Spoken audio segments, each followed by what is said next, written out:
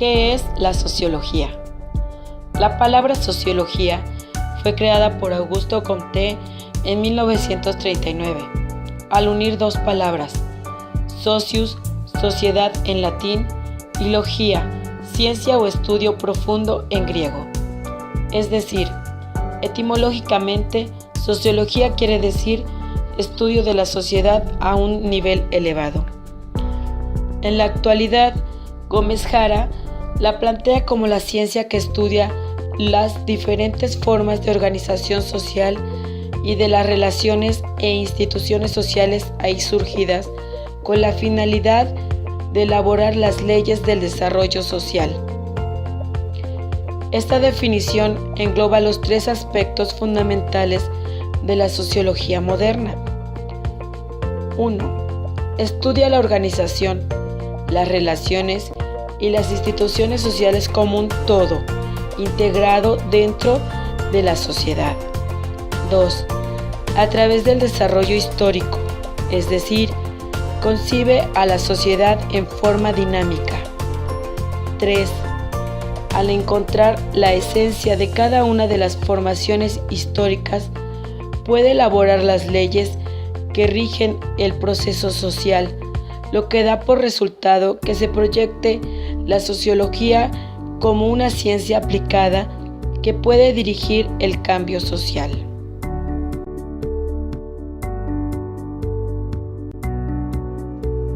La sociología tiene como objetivo de estudio son los seres humanos y sus relaciones sociales.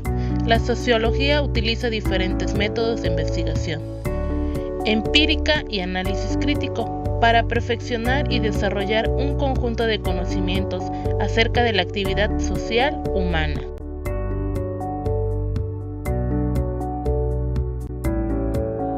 Los pedagogos.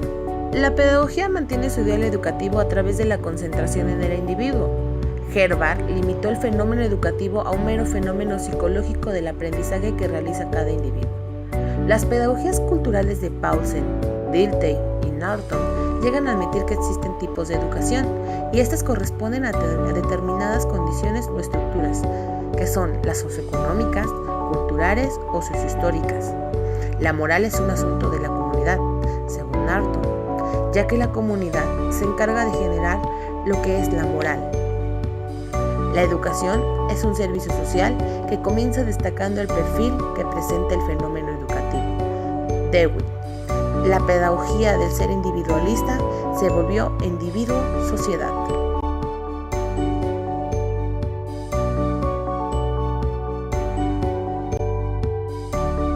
La educación debe tener presente estas relaciones y determinar cómo las condiciones estructurales de la sociedad influyen en el proceso educativo.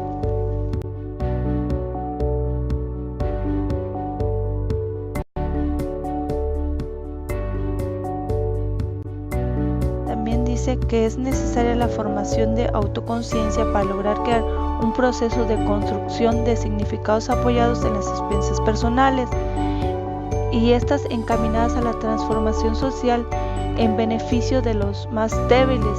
La educación debe considerar las desigualdades sociales existentes en el mundo globalizado, así como adquirir un compromiso con la justicia y la equidad. Debe permitir a los profesores y a la comunidad educativa en general identificar las limitaciones y potencializar las capacidades de tal forma que éstas sean la base para la autosuperación.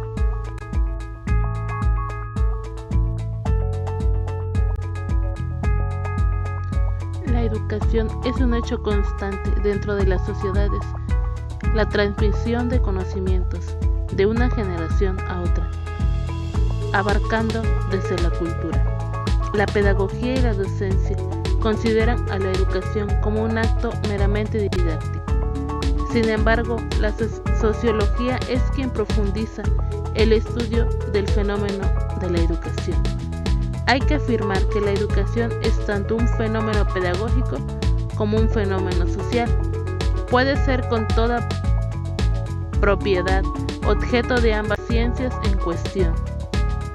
La argumentación del estudio sociológico de la educación se asienta en 3 postulados básicos. 1. El sujeto de la educación es un ser social. 2. El proceso educativo es un fenómeno social. Engloba sujetos y acciones y relaciones sociales. 3. La educación es un producto social, responde a las necesidades sociales.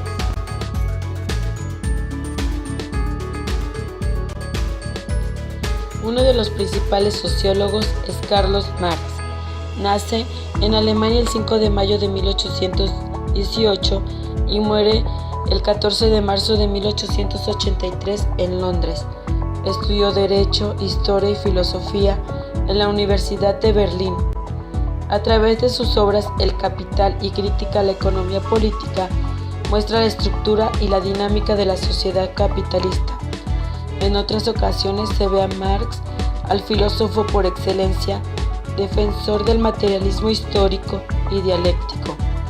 En ello revela la mecánica de la interpretación histórica de la sociedad. A continuación, se describe la sociología marxista, de la cual se dice que todos los procesos de la vida social cambian, aunque se encuentren conectados estrechamente y se influyen unos a otros.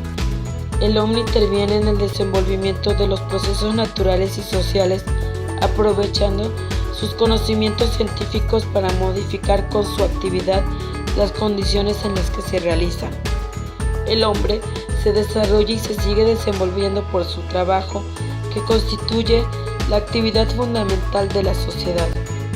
Dentro de la sociedad, el hombre ocupa un lugar determinado, es decir, una clase social, independientemente de sus deseos o de su conciencia. La clase social es producto de la división de los medios de producción entre las clases poseedoras y las clases desposeídas. Por lo tanto, las ideas, las conciencias y las ideologías de los hombres están determinadas por la clase social y el periodo histórico en el que viven. El cambio social o progreso surge a lo largo de la historia de una contradicción entre el avance de la tecnología y la producción llamada por Marx estructura social y las formas injustas como el hombre organiza la sociedad, es decir, la forma del reparto de riqueza producida, lo que Marx llama superestructura social. La sociología marxista señala también soluciones, o mejor dicho, métodos para superar estos padecimientos sociales globalizados bajo el rubro general de la lucha por la creación de una sociedad socialista, posteriormente de la sociedad comunista.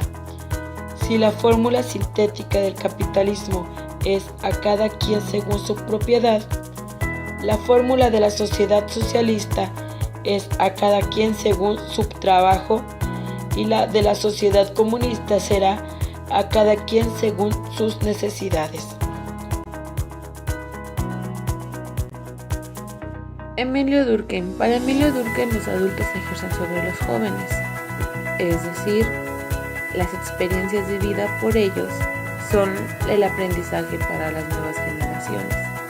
Todo lo que ellos han realizado a base de tiempo queda como enseñanza para las futuras generaciones. No podemos y no debemos entregarnos todos al mismo género de vida. Todos tenemos diferentes aptitudes y funciones. Estas se deben de cumplir a un determinado tiempo, pero también es necesario que nos pongamos en armonía con aquello que nos incumbe o que nos interesa. Para él dice que hacer al individuo un instrumento de dicha para sí mismo y para sus semejantes. ¿Qué quiere decir con esto? Que no solamente debe satisfacerse a sí mismo, ¿no?, sino que sea algo productivo para la sociedad en general, o para su familia, o para alguien que dependa de eso, ¿no? Según él, la dicha es esencialmente subjetiva a cada individuo y cada uno lo aprecia de diferente manera. Cada quien tiene diferentes prioridades. La dicha completa es la vida completa. Los hábitos y las ideas que determinan el tipo de educación no somos nosotros. Es más bien creada a base de experiencias que en su mayor parte son creadas por generaciones pasadas. A él le importaba mucho él decía mucho que lo que creó la historia, por así decirlo, lo que se fue desarrollando al paso de los años, es un aprendizaje para los pequeños que vienen atrás de esas personas, ¿no? Por eso dice que los adultos y los jóvenes. Los adultos hacen sus experiencias, viven sus etapas, y los jóvenes van observando, ¿no? Van aprendiendo, obviamente también a base de sus propias experiencias, pero ya viendo la que los adultos han cometido, ¿no? Dice que la dialéctica la debe utilizar la educación para empezar y sentar las metas que se quiere alcanzar. Para él la dialéctica es como que el impulso para alcanzar sus sueños, alcanzar sus metas, alcanzar sus necesidades, ¿no? Como que cubrir todo eso que lo satisface. Para que haya una educación es necesario la presencia de una generación de adultos y una generación de jóvenes, así como una acción ejercida por los primeros. Como lo dije antes, ¿no? Para él lo importante era que la generación de adultos, conforme fueron pasando sus etapas, va dejando ese aprendizaje a los jóvenes. O sea, tienen que crear esos aprendizajes poco a poco. Dice que según la educación varía. Para él muy importantes son las clases sociales. Él dice que las clases sociales o la zona en donde vives son diferentes los tipos de aprendizaje. ¿Por qué? Porque tú que vives en ciudad no vas a recibir la misma educación de una persona de campo. Ni si tú eres de la clase burguesa, no vas a recibir la misma educación que un obrero. A él decía que se distinguía por esos tipos de gente, ¿no? Por las clases sociales, ya que diferentes formas de vida, diferentes formas de hacer las cosas y de desarrollarse al base de tiempo. La educación no es, pues para ella es el medio a través del cual se prepara el espíritu de los niños para las condiciones esenciales de su propia existencia.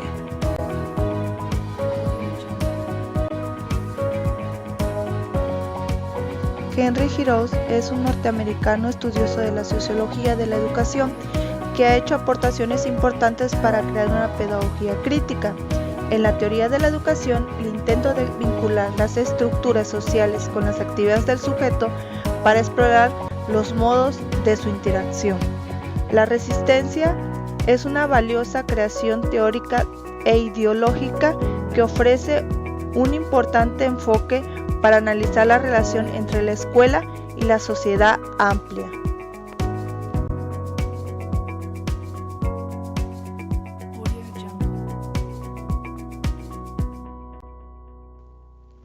Bourdieu, sociólogo francés, nacido en 1930, un analista crítico de la influencia de la escuela para resolver sus desigualdades sociales, que es la premisa más común con la que se planifica y realiza la educación. Las clases sociales tienen una herencia cultural que se transmite a sus hijos, la cual es la responsable de los éxitos o fracasos escolares. La escuela también favorece esas desigualdades culturales. Las aptitudes de los miembros de las diversas clases sociales, tanto los padres como los hijos, hacia la escuela, la cultura escolar y al futuro para el que son preparados por diferentes tipos de estudios. Les hablaré sobre la educación en el campo laboral, en el nivel preescolar, donde los niños empiezan a socializar entre sí. También la socialización se maneja mediante juegos y actividades pedagógicas dentro del aula. En ocasiones se comienzan a detectar algunos foquitos rojos, donde siempre se encuentra un líder en diversos equipos, y ese líder en ocasiones no deja socializar a los demás compañeros, porque solo tiene que hacer lo que él dice. Para que esto suceda, yo como maestra invitamos a los pequeños a que participen en conjunto en dichas actividades en la cual la socialización entre compañeros se lleva a cabo, fomentando el respeto entre compañeros, fomentando el abrazo afectivo entre ellos mismos, el compartir material, cantando algunas canciones de socialización, respetar turno. La convivencia con los padres cuando se hace reuniones de demostración del aprendido, donde se plantean algunas observaciones de los niños, tanto comportamiento, su forma de trabajar dentro del aula, cuando hacemos una clase muestra, en la cual se hacen partícipe a los padres, alumnos y nosotros los maestros, donde socializamos todos en conjunto. La socialización con mis compañeras de trabajo es tener una buena convivencia en el aula para que nuestras clases tengan un buen resultado ante los niños y la clase sea muy dinámica, participativa y socializamos más en la hora de la comida porque platicamos acerca de las actividades que trabajamos con los pequeños. Un ejemplo de socialización podría ser, en mi caso, en el grado o nivel de bachillerato media superior. A los jóvenes les cuesta mucho encajar entre sí. ¿Por qué? Debe haber algo o siempre encuentran algo que como que no los identifica o no los hace que les caiga bien a las demás personas. Es más difícil que se reúnan en equipos o que se lleven todos con todos. Yo creo que por la personalidad que han creado desde pequeños hasta esta etapa. Sí, obviamente se encuentran personalidades diferentes. Siempre va a haber la personalidad que va a mandar, o sea, la que lleva el grupo, la que apoya, la que está con ellos, la que pone como que ese estate quieto, ¿no? De tranquilo, no te pases con él o algo así. También está la personalidad de según para ellos, el tipo matadito, ¿no? El que estudia, el que se prepara, el que se dedica a la escuela, el que no hace otra cosa más que estudiar, ¿no? Es el que busca sobresalir y salir adelante. Están los que se hacen los chistosos, los simpáticos, los que quieren siempre agarrar todo a broma. Y hay unos que sí trabajan y hay otros que nada más son pura broma, no hacen nada. Existe la típica niña bonita del salón, que todos los chicos quieren andar tras de ella y todos quieren andar con ella. Y en cierto momento les cae mal a todas las niñas. También existe las niñas la niña tierna, esa que es buena onda y con todo se lleva y todo, pero también quieren abusar de ella, o sea, quieren no abusar así de tipo de alguna otra cosa más que les pase la tarea, que les ayude con algún trabajo o algo así. Entonces sí existen muchos tipos de personalidad en un conjunto, en una sociedad pequeña que es el salón de clases. Y hay de todo tipo, ¿no? Hay de todo tipo de estudiantes, hay todo tipo en un salón, en donde en determinado momento, si sabes manejarlo, pueden todos unirse y hacer las cosas bien. En mi caso, trabajamos con taller de lectura y redacción y logré armar un proyecto, fue una dinámica que hice con ellos en donde todos se unieron. Así no se llevara uno con otro, fulanito con otro o con otra. Todos en esa dinámica, todos era un solo grupo, una sola armonía. Todos iban parejos. Entonces, sí existe ese roce entre ellos, pero también pueden ser unidos si buscan la manera de serlo y no solamente se dejan guiar por lo que ven, sino llegan a conocer algo más. Aquí en el bachillerato casi no se tiene contacto con los padres de familia hasta que o bien hay algún problema que se tiene que mandar a traer el tutor, ya es un caso extremo, o bien soy la junta de entrega de boletas, porque mientras los padres o los tutores no son como en los demás que van y preguntan, no, ya como que los ven ya más grandecitos y es otra etapa para ellos, no los cuidan tanto. Inclusive en las juntas de padres de familia reciben las boletas y no te preguntan, no te dicen nada, no te cuestionan. O sea, no te dicen, maestra, o ¿cómo se portó mi hijo o algo? No, para ellos ya no es eso, ya nada más tuve un caso de una alumna, se llevó a extraordinario mi materia y el papá nada más le preguntó, ¿cuándo es el examen, maestra? Le di fecha y le di temario y ya, fue la única vez que lo vi. Se presentó la niña al extraordinario y ya, o sea, todo normal. No existe esa comunicación de qué pasó, cómo podemos hacerlo, cómo puedo ayudar a mi hija, o si va a dar, no sé, una preocupación más a fondo. Ya no existe eso, ya no hay tanta comunicación de padre docente ni docente padre, porque los papás ya en este nivel ya no están tan presentes en la vida de sus hijos. En otra interacción que tengo yo, que tuve cuando estuve en bachillerato, fue la interacción con el demás personal.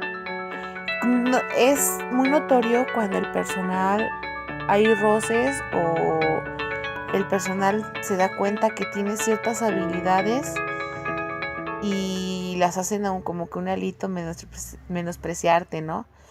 Porque o eres nueva o ya llevas muchos años trabajando ahí y como que ya no es lo mismo. En la escuela donde yo trabajaba no se le da esa prioridad al maestro, no tiene ese como que ese respaldo de la escuela, no. Para ellos es muy importante el alumno y no lo niego que debe de serlo, pero también deben de buscar la parte de proteger a su mismo personal, ¿no?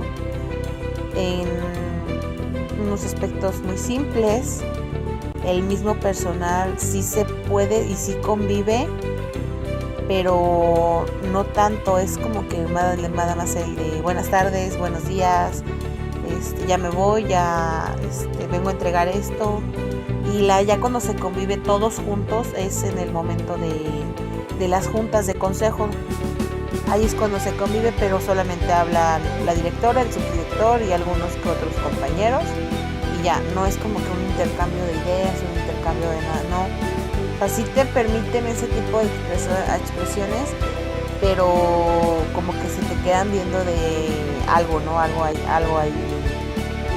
mal, o no dejan ser, no te dejan sentirte tan cómodo.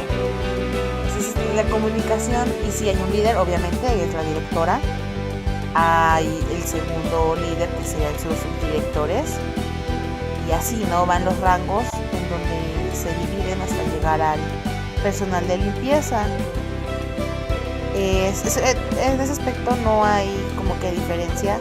Todo el personal convive entre sí, pueden hablar, saludarse y todo, pero sí existe como que estate quieto, ¿no? No puedes sobrepasar tu línea de lo que eres de maestro, hasta ahí. Entonces sí es como que muy aparte de todo eso. Esa es experiencia en bachillerato. La sociología del trabajo investiga las formas de asociación y comunidad en el trabajo, así como su división. Esto quiere decir también sus estructuras sociales y relaciones de poder. Esta rama de la sociología abarca también la satisfacción o el malestar en el trabajo, la movilidad laboral, la valorización o la desvalorización del trabajo, el estatus laboral y los conflictos laborales. Por ejemplo, en una oficina se pueden apreciar las relaciones que existen entre los mismos trabajadores, ya que con la convivencia pueden llegar a tener lazos muy fuertes de amistad y compañerismo. Los roles que se desempeñan dentro de una oficina podrán ser determinantes en este tipo de relación.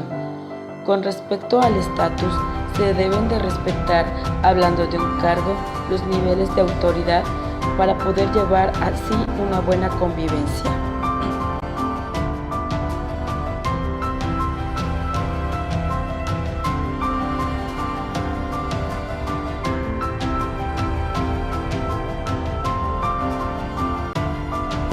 Yo les voy a hablar sobre el ámbito familiar. El ámbito familiar ha tenido grandes evoluciones. Se ha centrado el interés de las ciencias sociales, especialmente de la sociología, sobre el núcleo familiar. Dice que pese a las grandes transformaciones del mundo contemporáneo, la familia sigue siendo el hábitat natural del hombre, porque es en donde se desenvuelven sus primeros años de vida. Quiere decir que desde que está en el vientre de su mamá ya pertenece a un núcleo social, o sea, ya pertenece a una sociedad. Y lo que se busca es la posibilidad de bienestar de la familia, esto relacionado al desarrollo y el equilibrio de la sociedad. Nosotros aprendemos a socializarnos mediante la relación o la manera en cómo nos desenvolvemos en el núcleo familiar. Por eso se dice que la familia es el primer recurso y el último refugio en la vida del hombre, porque es donde empieza y es donde concluye. Por eso dice que es muy importante un núcleo familiar, porque de ahí se verá si el niño aprende a desenvolverse o se excluye un poco de la sociedad. El ser humano hace valiosa y significativa su vida cuando desarrolla todas sus actitudes y satisface sus más altas necesidades. Para lograr este anhelo, esta aspiración vital debe realizarse en familia, en el trabajo y en la sociedad.